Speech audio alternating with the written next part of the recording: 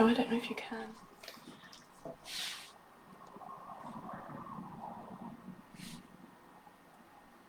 wanted to show you the kind of the other end of things, because quite a few of you have seen me start a picture but not finish them. So I started the canvas this morning. So it had the real wet layer on it then, and all the drips. I had to just leave it to dry. So now I can do more touchy bits. I like this style of painting because it has lots of stages, and I like all the stages.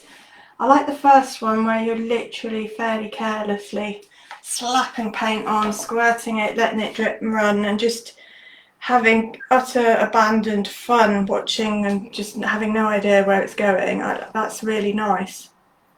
Can't recommend it enough. And then when you start looking and finding things and the ideas sprout, that's a really cool phase as well, and you start getting excited. And then this phase, where I start to, I guess, bring it to life, tidy it up.